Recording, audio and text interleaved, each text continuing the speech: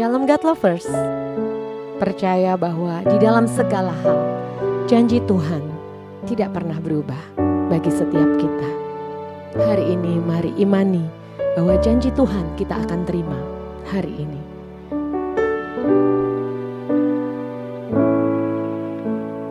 Di dalam segala hal, janjinya tak berubah. Apa yang sudah difirmankan terjadi saat kita percaya. Meskipun 1000 tangan manusia menarikmu jatuh, namun Tuhan yang bela, tangannya sanggup membuatmu naik ke gunung. Percayalah, Tuhan yang bela.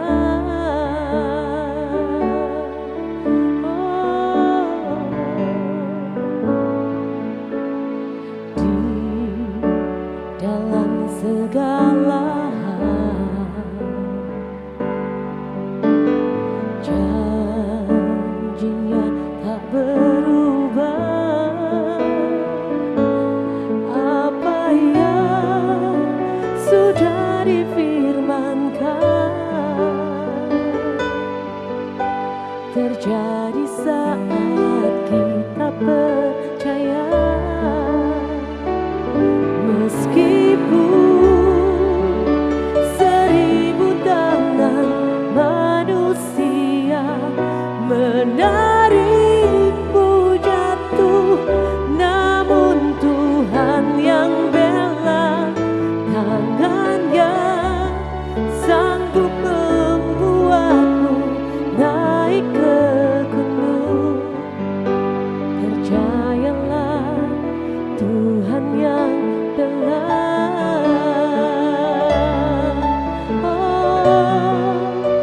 Engkau selalu ada bagi kami. Engkau yang membela hidup kami. Segala perkaraku ku taruh di dalam tangan-Mu Tuhan. Dan Kau Allah yang menjadi kekuatan, yang membela hidupku. Terima kasih Tuhan, terima kasih Yesus, Engkau yang terbaik. Haleluya. Meskipun 1000 tangan manusia menarikmu jatuh, namun Tuhan yang bela, tangannya sanggup membuatmu naik ke gunung. Percayalah, Tuhan yang bela. Percayalah, Tuhan yang bela. Percayalah, Tuhan yang bela.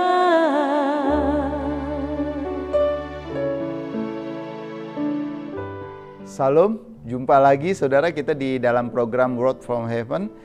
Kali ini saya ingin berbagi dari Injil Matius pasal 5 ayat 1 sampai 10 dengan tema mencari kebahagiaan.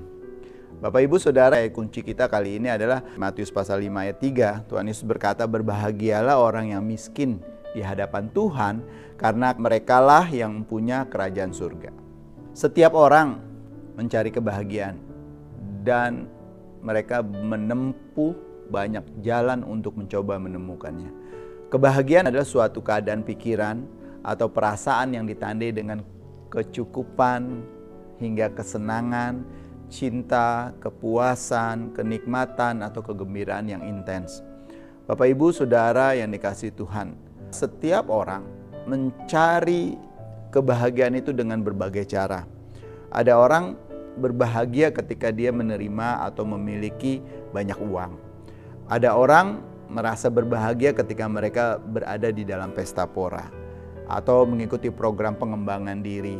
Ada juga yang merasa berbahagia, hidupnya merasa cukup, sempurna ketika mereka memiliki mobil bagus, produksi terakhir, atau mereka memiliki rumah mewah. Bahkan ada banyak orang juga yang merasa kebahagiaannya akan terwujud ketika dia mencapai sesuatu yang memang menjadi tujuan dari arah perjalanan hidupnya.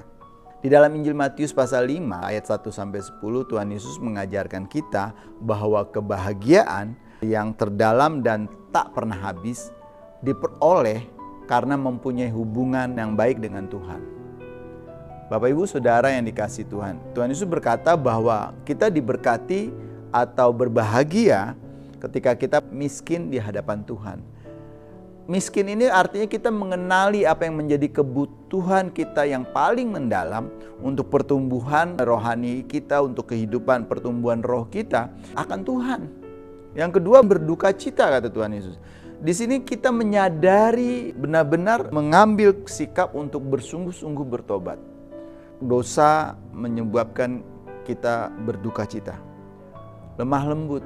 Kita belajar untuk mengendalikan diri, bahkan apabila kita diperlakukan tidak adil, kita diperlakukan dengan tidak baik dengan orang-orang di sekitar kita, dengan sahabat, kerabat, atau siapapun itu, kita merasa diperlakukan dengan tidak adil, kita diminta untuk belajar mengendalikan diri.